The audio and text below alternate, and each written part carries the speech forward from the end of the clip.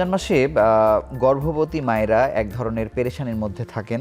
যদিও তিনি রোগী নন, কিন্তু তার কন্ডিশনটার কারণে তিনি কিছুটা অস্বস্তি বা অস্থিরতার মধ্যে থাকেন যে কীভাবে পুরো রমজানটি পার করবেন। এ বিষয়ে পরামর্শ দেওয়ার জন্য তো গাইনোকোলজিস্টরা আছেনই। তবে রমজানের স্বাস্থ্য এখন টিভির এই বিশেষ অনুষ্ঠানের আজকের বিষয়ে আমরা দিয়েছি রমজানে গর্ভবতী মায়ের করণীয়। এ বিষয়ে কথা বলতে আমাদের স্টুডিওতে দেশের স্বনামধন্য একজন গাইনোকোলজিস্ট উপস্থিত হয়েছেন। আমাদের সঙ্গে যুক্ত হয়েছেন doctor Hasina Akhtar, consultant gynae obs and infertility বিভাগ, আসগর আলী হাসপাতাল। আপনাকে স্বাগত জানাচ্ছি আমাদের অনুষ্ঠানে। আমি একেবারে শুরুতে জানতে চাই যে গর্ভবতী মায়েরা আসলে রোজা রাখতে পারবে কি পারবে না, এটি হচ্ছে একেবারে বড় প্রশ্ন। সেটি যদি এটা যেটা একদম খুব সুন্দর এবং খুব কমন একটা কোয়েশ্চেন যে একজন প্রেগনেন্ট বা গর্ভবতী মা রোজা রাখতে পারবেন কিনা।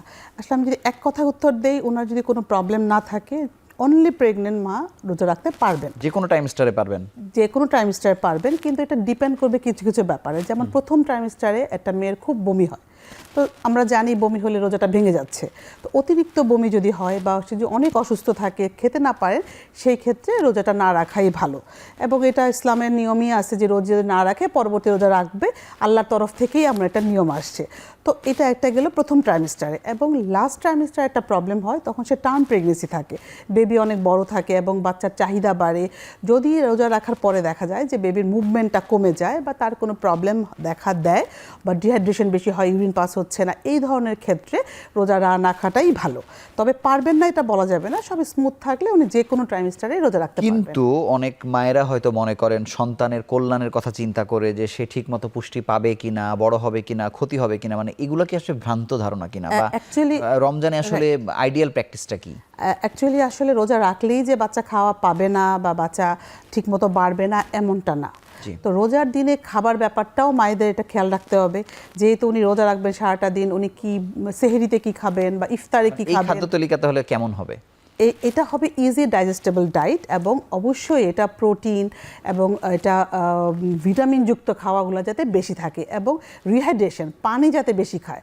যেন সেহরিতে বা ইফতারে যেন উনি বারবার অনেক বেশি পানি খান, শরবত খাবেন, যাতে পানি শূন্যতা না থাকে। পানি শূন্য থাকলে তো এটা শরীর, মায়ের এবং বাচ্চা দুজনেরই সমস্যা হতে পারে। কিন্তু মায়েদের ক্ষেত্রে রক্ত শূন্যতার কথা অনেক বেশি আসে। রক্ত শূন্যতার কি পানি কি চাহিদা পূরণ করবে? না, শুধু পানি না, পানি বলছে যে শুধুমাত্র পানির চাহিদা পূরণ করবে, পানি জাতীয়, কিন্তু পাশাপাশি তাকে অনেক পুষ্টিকর খাওয়া খেতে হবে। যে কোনো ধরনের পুষ্টিকর খাওয়াই তাকে খেতে হবে। ভাজা পোড়াটা কম খেতে হবে। ভাজা পোড়া খেলে দেখা যায় অতিরিক্ত অ্যাসিডিটি হবে বা এটা বমি হতে পারে বা হজমে প্রবলেম হতে পারে। এই জন্য ভাজা পোড়াটা কম খেয়ে সে খাবে, ইজিলি ডাইজেস্ট হয়, এবং তার মধ্যে এটা আয়রন জাতীয় খাওয়া থাকবে। এবং তার যে ভিটামিনসগুলো আছে, ভিটামিন বলেন, আয়রন বলেন, ক্যালসিয়াম বলেন, সে সেহরিতে এবং ইফতারে ভাগ করে নিবে। সাপোজ তার দুপুরে যদি কোনো মেডিসিন থেকে থাকে, সে যে কোনো একটা টাইমে হয়তো বা রাত 10টার সময় সেই মেডিসিনটা নিয়ে নেবে। যেটা সে সন্ধ্যায় খেত, সেই মেডিসিনটা সে ইফতারে নিয়ে নিবে। এইভাবে করে মেডিসিন, সেই ভাগটা তো আপনারা করে দেন, রাইট। এবং অবশ্যই রোজা রাখার আগে বা গর্ভবতী মায়েদের তার গাইনোকোলজিস্টের সাথে একবার দেখা করবেন, যে তার শারীরিক কন্ডিশন। যেমন কিছু কন্ডিশন আছে যেটা আপনি আগে বলতেছিলেন যে রক্তশূন্যতা হয়। হ্যাঁ, একটা মা যদি সত্যিকার রক্তশূন্যতায় ভুগে, তখন কিন্তু আমরা অনেক সময় রোজা রাখতেও না করি, যে না, তোমার এখন রোজা রাখার দরকার নাই। তো এটাও তো জানতে হবে যে তার কতটা রক্তশূন্যতা আছে। এবং কেউ যদি ডায়াবেটিস থেকে থাকে, ডায়াবেটিস থাকলে লং টাইম ফাস্টিং থাকলে দেখা যাচ্ছে সুগারটা ফল করে যাচ্ছে। তো মায়ের জন্য কিন্তু সুগার ফল করে যাওয়াটা ওদের দুজনের জন্যই বিপজ্জনক। এই ধরনের ক্ষেত্রে কিন্তু আমরা অনেক সময় রোজা থেকে অ্যাবসেন্ট থাকতে বলি, যে না, রোজা রাখার দরকার নেই। কিন্তু একটি বিষয় মানে শরিয়াতগত দিক থেকেও মাথায় আসে যে যেমন মানে এই পুরো টাইমটাতে কিন্তু আপনাদের কাছে 4 বার যাওয়ার প্রয়োজন পড়ে, যদিও রোজাটা মাত্র 1 মাসের জন্য হয় আর কি। কিন্তু এই সময়েও যদি তাদের কোনো পরীক্ষা নিরীক্ষার প্রয়োজন পড়ে, তারা করতে পারবে কি পারবে না, বা কোনগুলো আসলে করা উচিত? না, অ্যাকচুয়ালি পরীক্ষা তো করতেই পারবে। যদি কোনো কারণে ব্লাড টেস্ট দরকার হয়, আল্ট্রাসাউন্ড দরকার হয়, তাতে তো রোজা ভাঙবে না, রোজার কোনো ইস্যু নাই, রোজা তো রাখতেই পারবে। তবে রোজা রাখার আগে, যেটা আমি পার্সোনালি সবসময় পেশেন্টদেরকে বলে থাকি, যে জাস্ট বিফোর ফাস্টিং একবার তুমি তোমার ডক্টরের সাথে মিট করো, মিট করে দেন। আর মাঝখানে হচ্ছে যদি কোনো প্রবলেম হয়, যে কোনো সময় তার ডক্টরের সঙ্গে দেখা করবে, যে রোজা রাখলো বা প্রবলেম হচ্ছে, বা এমনিতেও তো যে কোনো ইমার্জেন্সি তো আমরা দেখা করতেই বলি, এভাবে করে যে কোনো সময় দেখা করতে পারে। আচ্ছা, কিন্তু গর্ভবতী মা যদি আসলে ডায়াবেটিস বা উচ্চ রক্তচাপে বিশেষ করে ভুগে থাকে, সেক্ষেত্রে আপনারা কি পরামর্শ দেন? সেই ক্ষেত্রে কিন্তু এটা ইন্ডিভিজুয়ালাইজ। সেই ক্ষেত্রে কিন্তু রোজাটা অনেক সময় আমরা বলি যে রাখা দরকার নাই। আচ্ছা। এবং কত উইকসের প্রেগনেন্সি, মানে এমন যদি হয় হ্যাঁ তার প্রেশার আছে, উচ্চ রক্তচাপ আছে, কিন্তু সেটা কন্ট্রোলে, এবং সে একটু আর্লি প্রেগনেন্সিতে আছে বা মিড ট্রাইমিস্টার আছে, রাখতে পারবে। কিন্তু আবার টার্ম প্রেগনেন্সি কিন্তু বা প্রেশারটা কন্ট্রোলেই না, তাকে রেগুলার 8 আওয়ার ইন্টারভেলে মেডিসিন নিতে হচ্ছে, সেই সময় তো একটু রিস্ক হয়ে যাচ্ছে। কিন্তু তুলনামূলকভাবে পুরো জার্নির ভেতরে কোন মাসটা বা কোন অংশে আসলে একটু ঝুঁকিপূর্ণ হয় রোজার জন্য? সাধারণত? জি, রোজার জন্য লাস্ট টাইমিস্টারে একটু ঝুঁকিপূর্ণ হয়। জি। আচ্ছা, তো আপনি দেখবেন যে অনেক পরিবার আছে যাদের ইসলামিক নিয়ম কানুন মানার ব্যাপারে খুবই বেশি সতর্ক, রোজা ভাঙায় যাবে না, কিছুই করা যাবে না, মানে তারা কোন ভুলগুলো মনের অজান্তে করে ফেলেন? না, অ্যাকচুয়ালি তারা যেটা করে যে না, রোজা রাখতেই হবে, এবং ইসলামী বলছে যে রোজা রাখলে ডাবল সব। বা উনি হয়তো মনে করে যে আমার সন্তানের ক্ষেত্রে এটা ভালো প্রভাব পড়বে, এটা কিন্তু মাথায় নিতে পারেন। হ্যাঁ, এটা অবশ্যই নেয়, অবশ্যই নেয়। বেসিক্যালি আমরাও তো নিয়েছিলাম। তো এই সময় খেয়াল রাখতে হবে কয়েকটা জিনিস। সেটা হচ্ছে তার শরীরের কোন জিনিসটা তার বেশি কষ্ট হচ্ছে, তাকে খুব বেশি ডিহাইড্রেশন হচ্ছে বা খুব ইউরিন পাস হচ্ছে না, এবং বেবির মুভমেন্টটা লাস্ট টাইমিস্টার যেটা আমি বলতেছি কতবার, যেমন আমরা বলি যে সারাদিনে তোমার বেবি 10 থেকে 12 বার মুভ করবে, এই মুভমেন্টটা কি কমে যাচ্ছে কিনা, এটা চিন্তা করাটা খুবই জরুরি। একজন মা আসলে কাউন্ট করতে পারে। জি, পারেন। হ্যাঁ, পারেন, এটা তো অবশ্যই পারেন। তো কাউন্ট করেই আমরা অবজার্ভ করে থাকি। তো এটা দেখাটা, কারণ বেবি যদি মুভ না করে তখন বোঝা যাবে যে ওর কোনো কষ্ট হচ্ছে বা কোনো সামহাও কী কারণে মুভ করছে না, তখন ডাক্তার সঙ্গে যোগাযোগ করবেন, অথবা উনি রোজাটা ভেঙে ফেলবেন ওই দিনের জন্য, ভেঙে কিছু খাবার খাবেন, সুগার জাতীয় খাওয়া, যাতে করে বাচ্চা একটু খাওয়া পায়। এই পরামর্শগুলো আমরা আপনি বলছেন যে প্রস্তাবটা দেখা, মানে ডিহাইড্রেশন বোঝার জন্য এবং বেবির কন্ডিশন বোঝার জন্য, বেবির মুভমেন্ট। আপনাকে অসংখ্য ধন্যবাদ। আমরা ছোট্ট একটি বিরতি নিয়ে আবার আলোচনায় ফিরছি।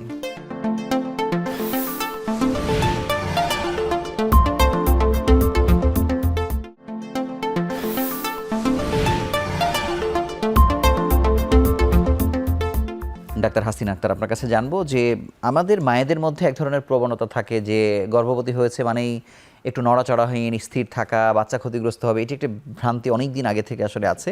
তার মধ্যে আবার রমজান মাস এসে পড়েছে, মানে এর মধ্যেও কি আসলে শরীরচর্চা বা একটু ব্যায়াম করা এগুলোর আসলে দরকার আছে কিনা, বা এটা রমজান মাসে করা না করার গুরুত্ব কেমন? অ্যাকচুয়ালি আমি যদি চিন্তা করি, কেউ একটা অ্যাক্টিভ মহিলা, মানে অ্যাক্টিভ মা, যে নাকি রেগুলার কাজ করছে, ঘরের হোক বাহির হোক, তার জন্য কিন্তু আলাদা করে শরীরচর্চা করার কোনো ব্যাপার থাকে না। কিন্তু তার যদি ডায়াবেটিস থাকে, আমরা বলি একটু হাঁটো, কিন্তু অতিরিক্ত শরীরচর্চায় তো আমরা কখনোই প্রেগনেন্সিতেই অত অ্যালাউ করি না। এখন বুঝতে হবে যে তার প্রেগনেন্সিটা কতটা কমপ্লিকেটেড।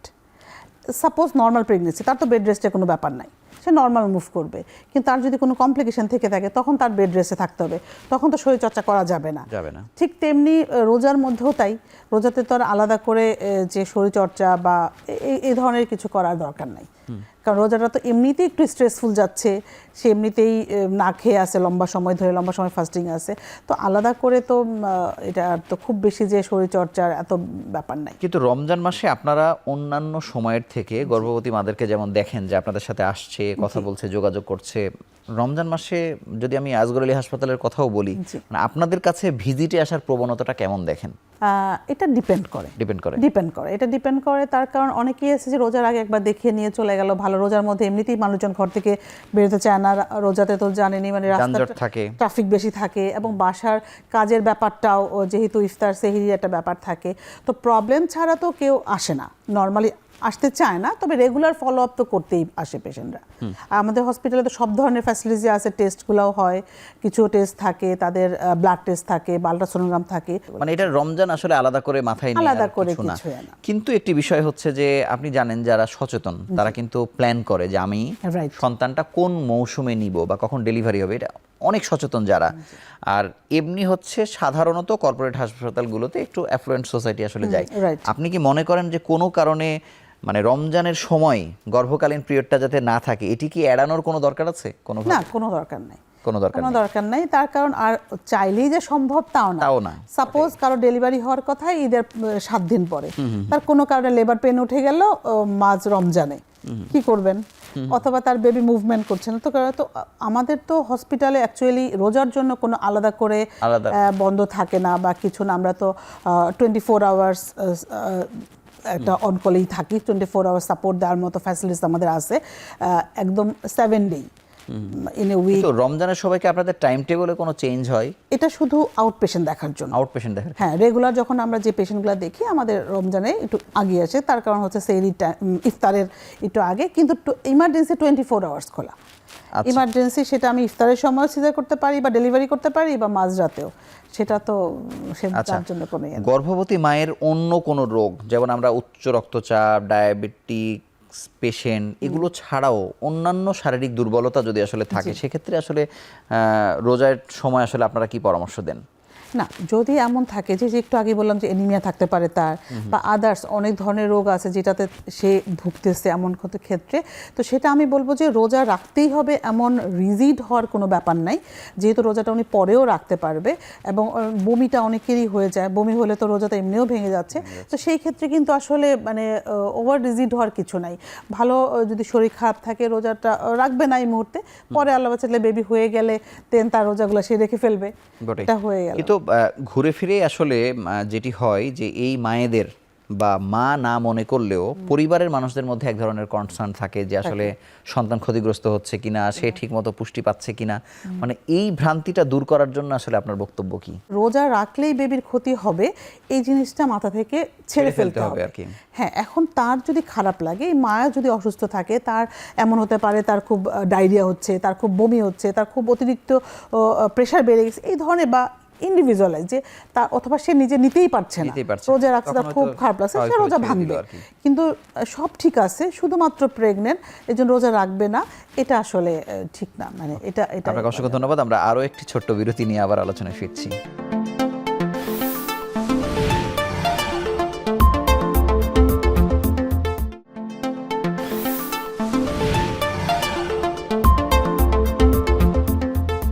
আপনার কাছে একটু জানতে চাই যে যেহেতু এটি একটি পূর্ণাঙ্গ হাসপাতাল, আজগর আলী হাসপাতাল, স্বাভাবিকভাবে আপনাদের একটা ইন্টারডিপেন্ডেন্সি আছে আপনার ডিপার্টমেন্টের সাথে, পুষ্টি বিভাগের বা অন্য যে কোনো বিভাগের। ক্রিটিক্যাল কোনো পেশেন্ট বা মায়েরা যদি অন্যান্য ঝুঁকিতে থাকে, তখন আপনারা ডিপেন্ডেন্ট কিভাবে হন বা কিভাবে সমন্বিতভাবে? এটা ডিফারেন্ট ওয়েতে। সাপোজ আউট পেশেন্ট হিসাবে আমার কাছে পেশেন্ট আসলো, সে ডায়াবেটিক, সো আমাদের ডায়াবেটোলজিস্ট আছে, তাকে আমি একটা রেফারেল দিয়ে ওনার সাথে একটা কনসালটেশন নিয়ে নিলাম, এবং পেশেন্টকে বলা থাকে যে তুমি যেটাই করো আমার কাছে আবার এসে দেখে এটা। সাপোজ তার ডায়েটিশিয়ান লাগবে, সে ডায়াবেটিক, সো ডায়েটিশিয়ানের কাছে আমি পাঠালাম তার একটা ডায়েট চার্ট করে দেওয়ার জন্য। সো সে যদি হাইপারটেনসিভ থাকে বা তার কার্ডিয়াক প্রবলেম থাকে, কার্ডিওলজিস্ট। এইভাবে করে আমরা কিন্তু আউট পেশেন্টের মাধ্যমে, মানে ওইটা অ্যাডমিট হতে হবে না, কিছু না, ইন্ডিভিজুয়াল ডাক্তারকে দেখিয়ে সেটা কনসালটেন্ট দেবে, সেটা লাইন গার্ড দিয়ে দিবে যে এইভাবে করে করে আমরা ফলো আপ করবো বা কতদিন পরে দেখব। এটা হচ্ছে যদি রেগুলার পেশেন্টদের জন্য। ইন পেশেন্ট যা ভর্তি যদি থাকে, তো এটা দুইভাবে হতে পারে। সাপোজ আমরা মাঝে মাঝে মেডিকেল বোর্ড করি, মানে সব ডাক্তার একসাথেই বসি একটা টাইমে, যে আমরা বোর্ড রুমে যে এই সময় আমরা এই পেশেন্টকে নিয়ে 5 জন ডাক্তার আমরা কথা বলবো, এটা একভাবে হয়। আরেকভাবে হচ্ছে আমার পেশেন্ট, আমি ডায়াবেটিক ডক্টরকে বললাম যে এটা রেফারেল দিয়ে উনি এসে দেখে গেল, যেমন আমি দেখে গেলাম ঠিক এভাবে। তো এই ধরনের, মানে এইরকমভাবেই আমরা কিন্তু এটা ইন্টার কমিউনিকেশনটা খুব সুন্দরভাবে মেনটেন করি। কিন্তু ঘুরে ফিরে যেহেতু আপনার মানে পুষ্টির ব্যাপারটা যেহেতু আসছে মা এবং সন্তানের, একেবারে কোন খাবারগুলো বাদ রাখা উচিত আর কোন খাবারগুলো নতুন করে যোগ করা উচিত রমজানের ক্ষেত্রে, সাহারি বা ইফতারে যদি একটু বলেন? এটা হচ্ছে যেটা সাহারিতে আমি প্রথমে আসি, সাহারিতে সে খাবে একটা মানে হেলদি, একদম মানে হেলদি ডায়েট বলতে যেটা বোঝায় যে আমি আগেও বললাম কোনো ভাজা পোড়া না বা বিফ টাইপের খাওয়াটা অ্যাভয়েড করা উচিত, কারণ এটা লম্বা সময় নেয় হজম করতে, পেশেন্টের খারাপ লাগতে পারে। এবং তারপরে সে এটা ভালো পানি বা জুস টাইপের কিছু খেয়ে নিল, মিল্ক, দুধটা খেতে পারে, হ্যাঁ খেতে পারে। এবং একটা ডিম, দুধ, চিকেন, ফিশ, শাকসবজি, এগুলা তো আসলে রেগুলার যেটাকে আমরা আইডিয়াল মিল বলে থাকি সাধারণত, সেটাই সে গ্রহণ করবে। সেটা। এবং ইফতারের সময় অ্যাভয়েড করা উচিত যেটা আমরা রেগুলার ফুড আমাদের ভাজা পোড়া, যেমন বেগুনি বা আলুর চপ, এগুলো একদমই খাওয়া উচিত না। এবং মানে এই ধরনের খাওয়াগুলো দেখা যাবে খাওয়ার পরেই পেশেন্ট একদম সিক ফিল করে।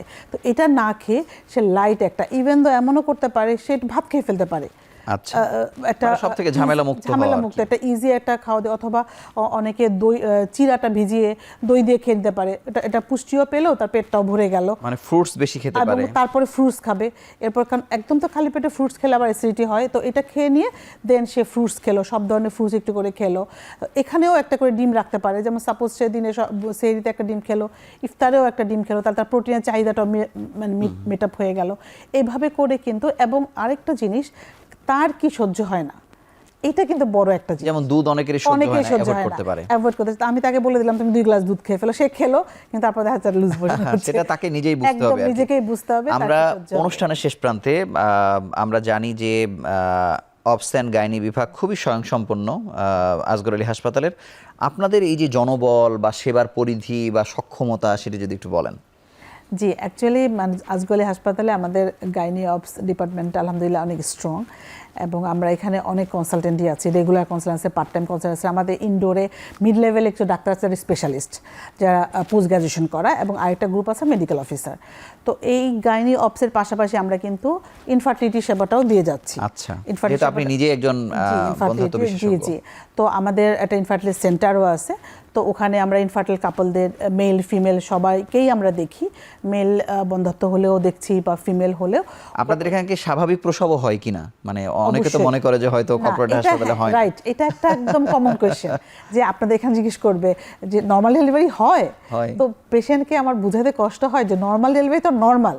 তো আমাদের যেহেতু এত এত সেট আপ আছে, নর্মাল ডেলিভারি তো আমাদের জন্য কিছুই না, আমাদের নর্মাল, এবং আমরা ব্যথামুক্ত নর্মাল ডেলিভারিও কিন্তু করে থাকি, পেনলেস ডেলিভারি যেটা চায় পেশেন্টরা যদি ইন্ডিভিজুয়াল ডিমান্ড করে। মানে গাইনি বিভাগের সব ধরনের সেবাই আপনারা দিচ্ছেন, ল্যাপারোস্কোপি, হিস্টেরোস্কোপি 24/7 দিচ্ছেন। 24/7। এটা আপনাকে অসংখ্য ধন্যবাদ আমাদের সঙ্গে যুক্ত হওয়ার জন্য, এবং আবার অভিনন্দন জানিয়ে আপনার কাছ থেকে বিদায় নিচ্ছি। Thank you. একজন গর্ভবতী মা বিনা বাধায় যে কোনো টাইম স্টারে আসলে রোজা রাখতে পারেন, সেটি চিকিৎসকরাই বলছেন, এবং এটি বিজ্ঞানসম্মত। তবে তারা কি খাবেন, কিভাবে চলবেন, কখন পরীক্ষা করবেন, সেটির জন্য অন্তত রমজান শুরু হওয়ার যেহেতু শুরু হয়ে গেছে, অন্তত একবার চিকিৎসকের শরণাপন্ন হয়ে জেনে নেওয়া উচিত যে তিনি কি অবস্থায় আছেন, কোনো রোগে আক্রান্ত কিনা, এবং কিভাবে তার চলা উচিত। তো আমরা আশা করছি সেটি আপনারা করবেন, যারা গর্ভবতী আছেন বা পরিবারে কেউ থাকলে তাকে এই তথ্যটি আপনারা পৌঁছে দেবেন। এই ছিল আজকের পর্বে। আগামী পর্বে আবারও নতুন কোনো বিষয় নিয়ে হাজির হব। সেই সময় পর্যন্ত ভালো থাকুন, সুস্থ থাকুন।